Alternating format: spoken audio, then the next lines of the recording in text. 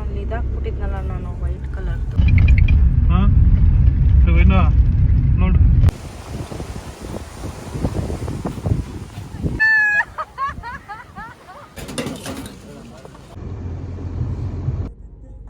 Hi, ನಮಸ್ಕಾರ ಎಲ್ರಿಗೂ. Welcome back to my YouTube channel soulful Geetu. ಎಲ್ಲಿ ಹೋಗ್ತಾ ಇದ್ದೀವಿ ಅಂತ ಆಲ್ರೆಡಿ ನಿಮ್ಗೆ ತಮ್ಮನೇಲಿ ನೋಡಿ ಗೊತ್ತಾಗಿರುತ್ತೆ. ಹೊರನಾಡಿಗೆ ಹೊರಟಿದ್ದೀವಿ.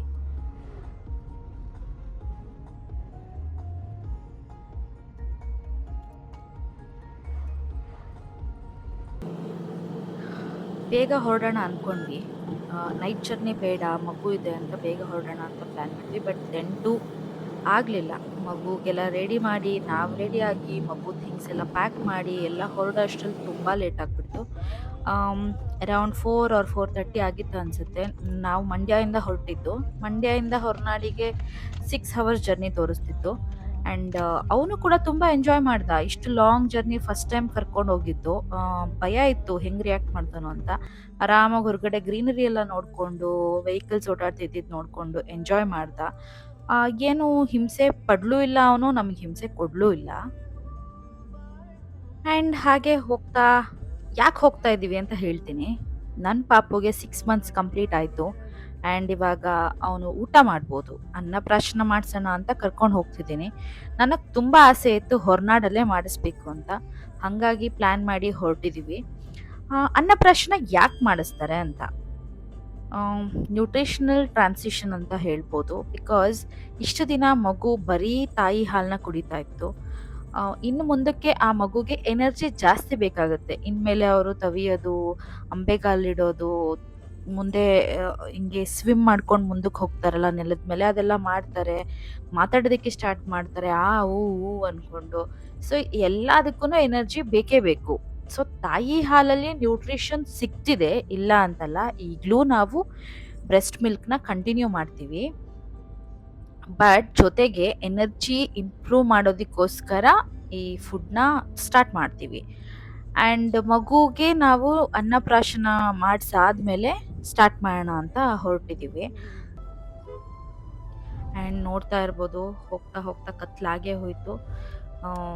ನನಗೆ ಸ್ವಲ್ಪ ಭಯ ಇತ್ತು. ಫಸ್ಟ್ ಟೈಮ್ ಅವನನ್ನು ಈ ಥರ ನೈಟಲ್ಲಿ ಲಾಂಗ್ ಜರ್ನಿ ಕರ್ಕೊಂಡು ಹೋಗ್ತಾ ಇರೋದು. ಸೊ ಕರ್ವ್ ರೋಡೆಲ್ಲ ಇರಬೇಕಾದ್ರೆ ನನಗೆ ತುಂಬ ಭಯ ಆಗ್ತಿತ್ತು, ಯಾವುದಾದ್ರೂ ವೆಹಿಕಲ್ ಸಡನ್ನಾಗಿ ಬಂದುಬಿಟ್ರೆ ಅಂತೆಲ್ಲ. ಆ್ಯಂಡ್ ಟು ಬಿ ಫ್ರ್ಯಾಂಕ್, ಅಲ್ಲಿ ಆನ್ ದ ವೇ ಹೋಗ್ತಾ ಒಂದು ಆಕ್ಸಿಡೆಂಟ್ ಕೂಡ ಆಗಿತ್ತು. ನನ್ನ ಹಸ್ಬೆಂಡ್ ಕಾರ್ ನಿಲ್ಲಿಸಿ ಇಳ್ದೋದ್ರು. ನಾನು ಬೇಡ ಬೇಡ ಅಂತ ಹೇಳ್ತಿದ್ದೆ. ಬಟ್ ಟು ಹಾಗೆಲ್ಲ ಹೋಗೋದು ಸರಿ ಇರಲ್ಲ ಅಂತ ಅವ್ರು ಕಾರ್ ನಿಲ್ಲಿಸಿ ಹೋಗಿ ನೋಡಿದ್ರು. ಅಲ್ಲಿ ವಯಸ್ಸಾಗಿರೋರೊಬ್ರು ಇದ್ರು ಪಾಪ. ಅವ್ರನ್ನ ಕೆಳಗಡೆ ಇಳಿಸಿ ಬಂದರು. ನಾವು ಆಲ್ಮೋಸ್ಟ್ ಅಲ್ಲಿಗೆ ರೀಚ್ ಆಗೋ ಅಷ್ಟರಲ್ಲಿ 10:30 ಏನೋ ಆಗಿತ್ತು. ಆನ್ ದ ವೇ ಊಟ ಮಾಡ್ಕೊಂಡ್ವಿ. ಅಲ್ಲೇ ಎಲ್ಲೋ ದೋಸೆಗೆ ಫೇಮಸ್ಸು ಪ್ಲೇಸ್, ನನಗೆ ಹೆಸರು ಮರ್ತೋಯ್ತು. ಊಟ ಮಾಡಿಕೊಂಡು ಹೊರಟ್ವಿ ನಾವು. ನೋಡ್ಬೋದು ಹೊರನಾಡಿನ 21 ಕಿಲೋಮೀಟರ್ಸ್ ಇದೆ. ಸೊ ಅರೌಂಡ್ 10:30 ರೀಚ್ ಆದ್ವಿ ಅನ್ಸುತ್ತೆ. ಬಟ್ ಅಲ್ಲಿ ಆಲ್ರೆಡಿ ರೂಮೆಲ್ಲ ಗೊತ್ತಿದ್ರು, ಅಲ್ಲಿ ನಮ್ಮ ಅಣ್ಣಂಗೆ ಗೊತ್ತಿರೋರಿದ್ರು. ಸೊ ರೂಮೆಲ್ಲ ಬುಕ್ ಮಾಡಿದ್ವಿ. ಹೋಗಿದ ತಕ್ಷಣ ಹೋಗಿ ರೆಸ್ಟ್ ಮಾಡೋದಷ್ಟೇ ಬಾಕಿ ಇತ್ತು. ಸೊ ಹಾಗಾಗಿ ಟೆನ್ಷನ್ ಇರಲಿಲ್ಲ, ಹೋಗಬೇಕು ರೂಮ್ ಹುಡುಕ್ಬೇಕು ಅಂತೆಲ್ಲ.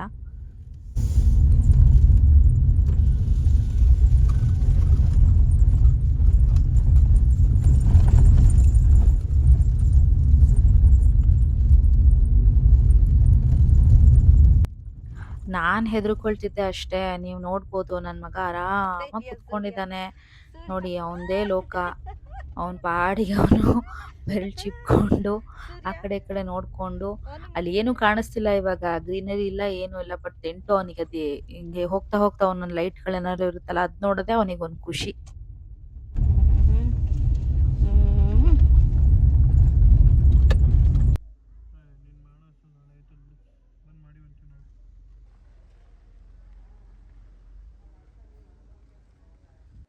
ಫೈನಲಿ ಹೊರನಾಡು ರೀಚ್ ಆದ್ವಿ. ರೀಚ್ ಆದ್ಮೇಲೆ ಹೋಗಿ ರೂಮಲ್ಲಿ ಮಲ್ಕೊಂಡು ಬೆಳಿಗ್ಗೆ ಎದ್ರೆ ವ್ಯೂ ಹಿಂಗಿತ್ತು, ಸಕ್ಕದಾಗಿತ್ತು. ಬಟ್ ಅರ್ಲಿ ಮಾರ್ನಿಂಗ್ ಬಂದು ನಾನು ವಿಡಿಯೋ ಮಾಡೋಕ್ಕಾಗಿಲ್ಲ. ಯಾಕಂದರೆ ಪಾಪುಗೆ ಸ್ನಾನ ಮಾಡಿಸಿ, ನಾವೆಲ್ಲ ಸ್ನಾನ ಮಾಡಿ ರೆಡಿಯಾಗಿ ಆಚೆ ಬರೋ ಅಷ್ಟರಲ್ಲಿ ಇಷ್ಟು ಬೆಳಕು ಆಗ್ಬಿಟ್ಟಿತ್ತು. 8:30 ಅನಿಸುತ್ತೆ ನಾವು ಆಚೆ ಬಂದಾಗ, ಅಥವಾ 8:30 or 9 ಇರಬೇಕು. ಹಿಂಗಿತ್ತು ಸಕ್ಕತ್ತಾಗಿತ್ತು ರೂಮ್. ಟು ಬಿ ಫ್ರಾಂಕ್ ನಮಗೆ ಬಾಣಂತನ ಟೈಮಲ್ಲಿ ಬಿಸಿನೀರು ತುಂಬ ಮುಖ್ಯ ಆಗಿರುತ್ತೆ. ಆ್ಯಂಡ್ ದೆನ್ ಕ್ಲೀನ್ಲಿನೆಸ್ಸು, ಹೈಜಿನಿಟಿ ತುಂಬ ಮುಖ್ಯ. ಸಖತ್ ಕ್ಲೀನಾಗಿತ್ತು. ಬಿಸಿನೀರು ಸಿಕ್ತು. 5 ಗಂಟೆಯಿಂದನೇ ಬಿಸಿನೀರಿತ್ತು. ಎಲ್ರಿಗೂ ಬಿಸಿನೀರು ಸಿಕ್ತು. ಎಲ್ಲರೂ ರೆಡಿಯಾಗಿ ಹೊರಟ್ವಿ. ಇಲ್ಲಿಂದ ವಾಕಬಲ್ ಇದೆ. ಹಾಗಾಗಿ ನಾವು ಕಾರಲ್ಲಿ ಏನು ಹೋಗಲಿಲ್ಲ, ನಡ್ಕೊಂಡೇ ಹೋದ್ವಿ. ಒಂದು ಸ್ವಲ್ಪ ದೂರ ಅಷ್ಟೇ ನಡ್ಕೊಂಡು ಹೋದ್ವಿ. ರೀಚ್ ಆಗಿ ಮಂಗಳಾರತಿ ನಡೀತಿತ್ತು. ಮಹಾಮಂಗಳಾರತಿ ಆದಮೇಲೆ ಅನ್ನಪ್ರಾಶನ ಇರೋದು. ಸೊ ಮಹಾಮಂಗಳಾರತಿ ಅರೌಂಡ್ 9:30 ಅಲ್ಲೇ ನೋಡಿ 9:23 ಮಹಾಮಂಗಳಾರತಿ ನಡೀತಿತ್ತು.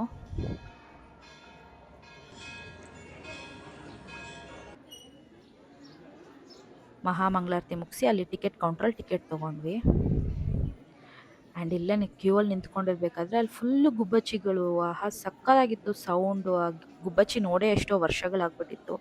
ಬಿಕಾಸ್ ಆಫ್ ಮೊಬೈಲ್ ರೇಡಿಯೇಷನ್ಸ್ ಏನೋ ಗುಬ್ಬಚ್ಚಿಗಳೆಲ್ಲೂ ಇಲ್ಲ ಇವಾಗ. ಅದು ನೋಡೋಕ್ಕೆ ಒಂದು ಖುಷಿ. ಆ ಸೌಂಡ್ ಕೇಳ್ತಿದ್ರೇ ಒಂದು ಖುಷಿ ಅನ್ನಿಸ್ತಿತ್ತು.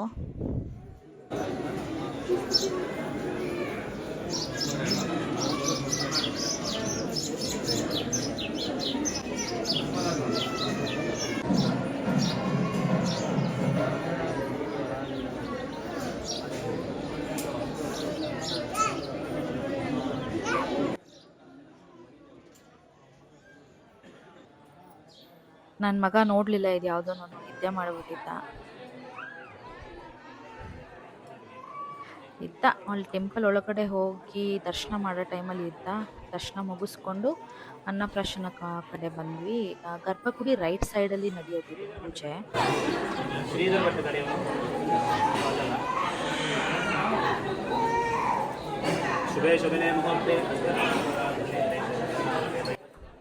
ತುಂಬ ಮಕ್ಕಳುಗಳಿದ್ವು, ತುಂಬ ಮಕ್ಕಳು ಬಂದಿದ್ವು ಅನ್ನಪ್ರಾಶನಕ್ಕೋಸ್ಕರ. ತುಂಬ ರಶ್ ಅಂತ ಅಂದರೆ ಅಷ್ಟೊಂದೇನು ಇರಲಿಲ್ಲ. ಇತ್ತು, ಸ್ವಲ್ಪ ರಶ್ ಇತ್ತು. ರಶ್ ಇತ್ತು ಅನ್ನಂಗೂ ಇಲ್ಲ, ಇಲ್ಲ ಅನ್ನಂಗೂ ಇಲ್ಲ, ಹಾಗಿತ್ತು.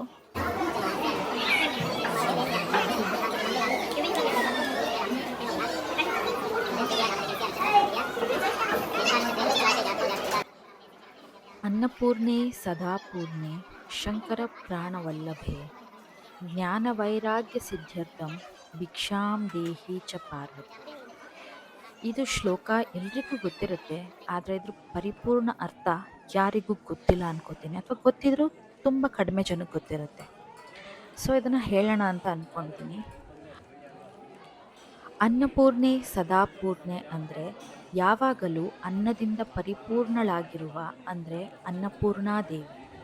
ಶಂಕರ ಪ್ರಾಣವಲ್ಲಭೆ ಅಂದರೆ ಶಿವನ ಪ್ರಾಣಪ್ರಿಯಳಾದ ಪಾರ್ವತೀ ದೇವಿಯೇ ಅಂತ. ಜ್ಞಾನವೈರಾಗ್ಯ ಸಿದ್ಧ್ಯರ್ಥಂ ಅಂದರೆ ನನಗೆ ಜ್ಞಾನ ಮತ್ತು ವೈರಾಗ್ಯಗಳು ಲಭಿಸುವಂತೆ ಮಾಡಲು ಅಂತ.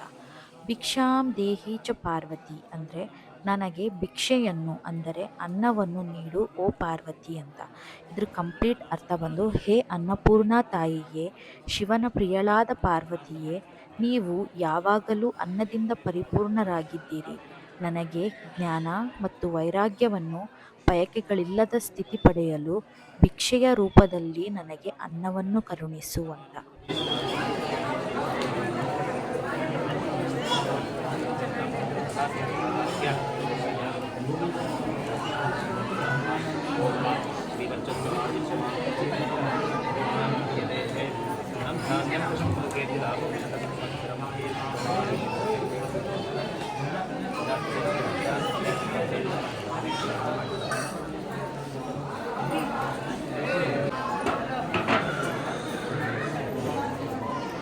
ಸೂರ್ಯ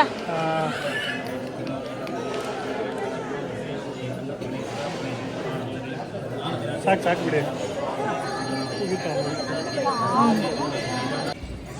ಎಲ್ಲಿ ಇದೆಯಾ? ಪಪ್ಪ ಹತ್ರ ಇದೆಯಾ? ನಂದು ಪಪ್ಪ.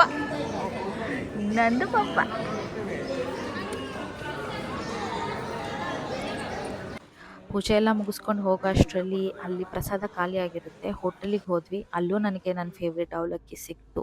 ತಿನ್ಕೊಂಡು ಪಾರ್ಸಲು ತೊಗೊಂಡು ಬಂದೆ. ರೂಮಿಗೆ ಹೋಗಿ ಫ್ರೆಶ್ ಅಪ್ ಆಗಿ ಪ್ಯಾಕಿಂಗ್ ಎಲ್ಲ ಮಾಡ್ಕೊಂಡು ಹೊರಟ್ವಿ. ಇಲ್ಲಿ ನೋಡ್ಬೋದು, ನಾನು ರೂಮ್ದು ಹೆಸರು ತೋರಿಸಿದ್ದೀನಿ. ಅನ್ನಪೂರ್ಣೇಶ್ವರಿ ಡಿಲಕ್ಸ್ ಅಂತ ಏನೋ ರೂಮ್ ಹೆಸರು. ಚೆನ್ನಾಗಿದೆ. ರೂಮ್ಸ್ ಎಲ್ಲ ಸಖತ್ ಕ್ಲೀನಾಗಿತ್ತು. ಬಿಸಿನೀರಿಗೂ ತುಂಬ ಚೆನ್ನಾಗಿದೆ. ಇಲ್ಲಿಂದ ಹಿಂಗೆ ಈ ಈ ರೂಮಿಂದ ಹಿಂಗೆ ಹೊರಗಡೆ ಬಂದ ತಕ್ಷಣ ರೈಟ್ ತೊಗೊಂಡು ಲೆಫ್ಟ್ ತೊಗೊಂಡ್ರೇನೆ ಡೌನಲ್ಲಿ ಟೆಂಪಲ್ ಇರೋದು. ಹಾಗಾಗಿ ನಾವಿಲ್ಲೇ ಇಲ್ಲೇ ರೂಮ್ ಮಾಡ್ಕೊಂಡಿದ್ದು. ಹತ್ರ ಇತ್ತು. ಅಲ್ಲಿ ಕಾಣಿಸ್ತಿದೆಯಲ್ಲ ಅದೇ ಟೆಂಪಲ್ಲು. ಆ್ಯಂಡ್ ಇನ್ನ ಒಂದು ಹೇಳಬೇಕು, ಈ ಟೆಂಪಲಲ್ಲೂ ಕೂಡ ಫೀಡಿಂಗ್ ರೂಮ್ಸ್ ಇದೆ. ಯಾಕಂದ್ರೆ ಇಲ್ಲಿ ಎಷ್ಟೋ ಸ್ಟಿಕ್ ಇವಾಗ ಮಕ್ಳುಗಳು ಎತ್ಕೊಂಡು ಹೋಗ್ತಾನೆ. ಅನ್ನಪ್ರಾಶನಕ್ಕೆ ಅಂತಾನೆ ಬರ್ತಾರಲ್ವಾ, ತುಂಬಾ ಎಲ್ಲೈತೆ? ಚಿಕ್ಕ ಚಿಕ್ಕ ಮಕ್ಳು. ಸೊ ಫೀಡಿಂಗ್ ರೂಮ್ಸ್ ಇದೆ. ಪೂಜೆ ಎಲ್ಲ ಚೆನ್ನಾಗಾಯ್ತು. ದೇವ್ರ ಆಶೀರ್ವಾದದ ಜೊತೆಗೆ ನನ್ನ ಮಗಂಗೆ ಅನ್ನಪ್ರಾಶನ ಮುಗಿಸ್ಕೊಂಡು ಹೊರನಾಡಿಂದ ಹೊರಟ್ವಿ. ದೇವರು ಎಲ್ಲರಿಗೂ ಆಯಸ್ಸು ಆರೋಗ್ಯ ಕೊಟ್ಟು ಕಾಪಾಡಲಿ ಅಂತ ಕೇಳ್ಕೊತೀನಿ ನಾನು. ಇಲ್ಲಿಂದ ನಾವು ನೆಕ್ಸ್ಟು ಮನೆಗೆ ಹೊರಡೋಣ ಅಂತ ಅಂದ್ಕೊಂಡಿದ್ವಿ. ಬಟ್ ದೆನ್ ನನ್ನ ಹಸ್ಬೆಂಡಿಗೆ ಉಡುಪಿ ಅಥವಾ ಮ್ಯಾಂಗ್ಳೂರ್ ಹೋಗಿ ಬೀಚ್ ತೋರಿಸೋಣ ಪಾಪುಗೆ ಅಂತ ಆಸೆ ಆಯಿತು. ಸೊ ಹೋಗೋಣ ಅಂತ ಅಂದ್ಕೊಂಡ್ವಿ. ಹಾಗೆ ಹೋಗ್ತಾ ಇಲ್ಲೊಂದು ಹ್ಯಾಂಗಿಂಗ್ ಬ್ರಿಡ್ಜ್ ಇದೆ ಅಂತ ಹೇಳಿದ್ರು. ನನ್ನ ಹಸ್ಬೆಂಡ್ ಅವ್ರ ಮಾವ ಹೇಳಿದ್ರು. ಸೊ ಹಾಗಾಗಿ ಅಡ್ರೆಸ್ ಕೇಳಿಕೊಂಡು ಹೋದ್ವಿ. ಹೆಂಗಿದ್ರು ಇಲ್ಲೇ ಇದೀವಲ್ವಾ, ನೋಡ್ಕೊಂಡು ಹೋಗೋಣ ಅಂತ. ಚೆನ್ನಾಗಿತ್ತು ಹ್ಯಾಂಗಿಂಗ್ ಬ್ರಿಡ್ಜು. ಹೋಗ್ತಾ ಆನ್ ದ ವೇ ಈ ಥರ ಇತ್ತು ಪ್ಲೇಸು. ಹ್ಯಾಂಗಿಂಗ್ ಬ್ರಿಡ್ಜ್ ನೋಡಿಕೊಂಡು ಉಡುಪಿ ಕಡೆ ಹೊರಟ್ವಿ. ಏನು ಮಿಸ್ಟೇಕ್ ಮಾಡಿದೆ ಅಂದರೆ, ನಾನು ನಿನ್ನೆ ಈ ಡ್ರೆಸ್ ಹಾಕ್ಕೊಂಡು ಮಂಡ್ಯದಿಂದ ಹೊರನಾಡಿಗೆ ಹೊರಟಿದ್ದು. ಅಲ್ಲಿ ರೂಮಿಗೆ ಹೋಗಿದ ತಕ್ಷಣ ಫೀಡಿಂಗ್ ನೈಟಿ ಹಾಕ್ಕೊಂಡೆ ನಾನು. ಈ ಕಡೆಯಿಂದ ಹೆಂಗಿದ್ರೂ ವಾಪಸ್ಸು ಮನೆಗೆ ಹೋಗೋದಲ್ವಾ ಅಂತ ಫೀಡಿಂಗ್ ಡ್ರೆಸ್ಸೇ ತೊಗೊಂಬಂದಿದ್ದಿತ್ತು. ಬಟ್ ಆಮೇಲೆ ಉಡುಪಿಗೆ ಹೋಗೋಣ ಅಂತ ಪ್ಲ್ಯಾನ್ ಆಯ್ತಲ್ಲ, ಸೊ ಇದೇ ಬಟ್ಟೆ ಹಾಕ್ಕೊಂಡೆ. ಅದೇ ಮಿಸ್ಟೇಕ್ ನಾನು ಮಾಡಿದ್ದು. ಯಾವತ್ತೂ ಎಲ್ಲಾದರೂ ಹೋಗಬೇಕಾದ್ರೆ ಎಕ್ಸ್ಟ್ರಾ 1 ಆರ್ 2 ಪೇರ್ಸ್ ಬಟ್ಟೆ ಇಟ್ಕೊಂಡು ಹೋಗಿ. ನಾನು ಇಟ್ಕೊಂಡಿದ್ದೀನಿ ಕೂಡ. ಬಟ್ ಈ ಥರ ಹೊರಗಡೆ ಬೀಚ್ ಹತ್ರ ಎಲ್ಲ ಹೋಗೋಕ್ಕೆ ಹಾಕ್ಕೊಳ್ಳೋ ಥರ ಇರಲಿಲ್ಲ. ಫೀಡಿಂಗ್ ಡ್ರೆಸ್ ಅಷ್ಟೇ ತೊಗೊಂಬಂದಿದ್ದೆ. ಹೋಗ್ತಾ ಅಲ್ಲೊಂದು ಫಾರೆಸ್ಟ್ ಏರಿಯಾ ಸಿಗುತ್ತೆ. ಅಲ್ಲಿ 1.5 ಅವರಲ್ಲೋ ಅಥವಾ 2 ಅವರ್ಸಲ್ಲೋ ನಾವು ಆ ರೋಡ್ನ ಕ್ರಾಸ್ ಮಾಡಿ ಈ ಎಂಟ್ರಿ ಗೇಟಿಂದ ಎಕ್ಸಿಟ್ ಗೇಟಿಗೆ ಹೋಗಬೇಕು ಅಂತ ಇದೆ. ಹೋಗ್ತಾ ಇದ್ವಿ. ಎಲ್ಲೂ ಯಾವ ಅನಿಮಲ್ಸು ಏನೂ ಸಿಗಲಿಲ್ಲ ನಮಗೆ. ಹೋಗ್ತಾ ಆನ್ ದ ವೇ ಮಂಕೀಸ್ ಏನೋ ನೋಡಿದ್ವಿ ಅಷ್ಟೇ ನಾವು. ತುಂಬ ಬಿಸಿಲಿತ್ತು. ಸಖತ್ ಅಂದರೆ ಸಖತ್ ಬಿಸಿಲು.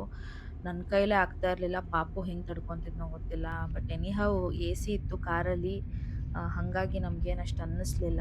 ಪಾಪು ಮಲ್ಕೊಂಬಿಟ್ಟ. ಅವನಿಗೆ ಬಿಸಿಲು ಹೊಡಿತಿತ್ತು ಅಂತ ಸರ್ಕಸ್ ಮಾಡಿ ಏನೇನೋ ಮಾಡಿಕೊಂಡು ಬಿಸಿಲು ಬರದೇ ಇರೋ ಥರ ಅವನಿಗೆ ಟವಲೆಲ್ಲ ಅಡ್ಡ ಹಾಕ್ಕೊಂಡು ಹೋದ್ವಿ. ಎಷ್ಟು ಬಿಸಿಲು ತಡೀತಾ ಇದೀವಿ ನಿನಗೆ ನಾವು. ಹಾಂ ನೋಡು.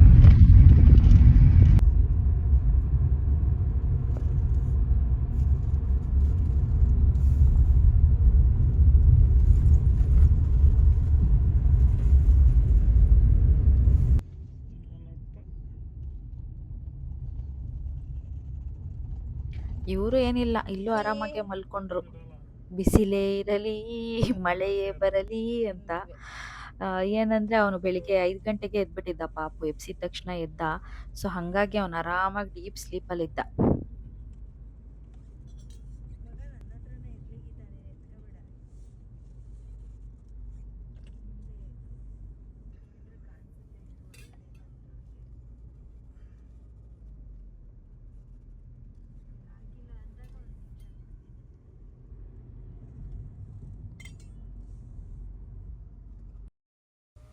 ಇಲ್ಲಿ ನಿಲ್ಲಿಸ್ತೀನಿ. ಸನ್ರೂಫ್ ತೆಗೆದು ಉಲ್ಟಾ ತೆಗೆದು ಅಲ್ಲಿ ಎಂಟ್ರೆನ್ಸಲ್ಲಿ ಸ್ಲಿಪ್ ಬರ್ಕೊಟ್ಟಿರ್ತಾರೆ. ಇಷ್ಟು ಗಂಟೆ ಒಳಗಡೆನೆ ಆಚೆ ಹೋಗ್ಬೇಕಂತ. ಸೊ ಆ ಸ್ಲಿಪ್ನ ಇಲ್ಲಿ ತೋರಿಸಿ ಇವರಿಗೆ ಎಕ್ಸಿಟ್ ಆಗಬೇಕು ನಾವು. ಇದು ಕುದುರೆಮುಖ ಫಾರೆಸ್ಟ್ ಏರಿಯಾ ಅಂತ ಅನ್ಸುತ್ತೆ. ಹಾಂ, ಕುದುರೆಮುಖ ಫಾರೆಸ್ಟ್ ಏರಿಯಾ. ಅಲ್ಲೇ ಪೈನಾಪಲ್ ಇತ್ತು. ಫುಲ್ ಆಸೆ ಆಗ್ಬಿಡ್ತು. ಫೈನಲಿ ಬೀಚ್ ರೀಚ್ ಆದ್ವಿ.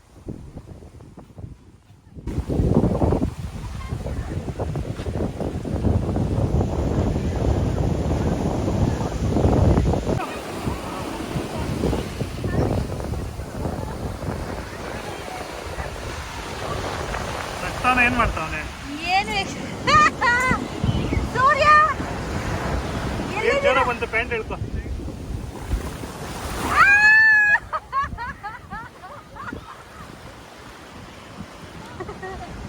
ಯಪ್ಪ, ಅಲ್ಲಾಡ್ತಾನೆ ಇಲ್ವಲ್ಲ ಮಗ್ನೆ ನೀನು.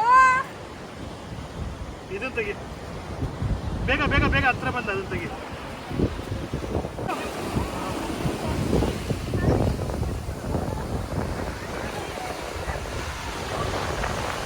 ಏನ್ ಮಾಡ್ತಾವನೆ? ಏನು ಮೊನ್ನೆ ನೀರು ನೀರು ನೀರು ಬಂತ. ಜೋರ್ ಬಂತು ಇದು.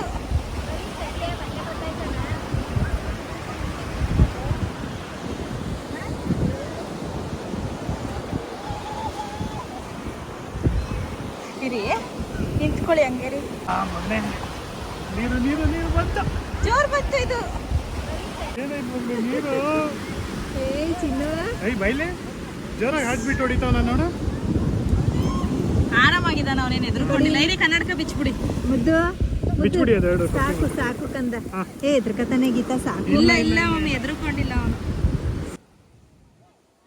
ಹಾಂ, ಫೈನಲಿ ಒಂದೊಳ್ಳೆ ಟ್ರಿಪ್ ಆಯಿತು. ಹೊರನಾಡು ಅನ್ನಪೂರ್ಣೇಶ್ವರಿ ಅನ್ನಪ್ರಾಶನಕ್ಕೆ ಅಂತ ಹೊರಟು ಬೀಚ್ ವೆಕೇಷನ್ ಕೂಡ ಆಗೋಯ್ತು.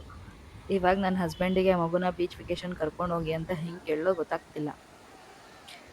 ಅಲ್ಲೇ ಬೀಚಲ್ಲೆಲ್ಲ ಸ್ವಲ್ಪ ಹೊತ್ತು ಆಟ ಆಡ್ಕೊಂಡು, ಇದು ಯಾವ ಬೀಚ್ ಅಂದರೆ ಹೂಡೆ ಬೀಚ್ ಅಂತ. ಕ್ಲೀನಾಗಿ ಜನ ಕಡಿಮೆ ಇರೋ ಬೀಚ್ ಯಾವುದಿದೆ ಅಂತ ಹುಡುಕ್ದಾಗ ಇದು ಸಿಕ್ತು ಗೂಗಲಲ್ಲಿ. ಸೊ ಇಲ್ಲೇ ಬಂದ್ವಿ. ಚೆನ್ನಾಗಿತ್ತು, ಕ್ಲೀನಾಗಿತ್ತು.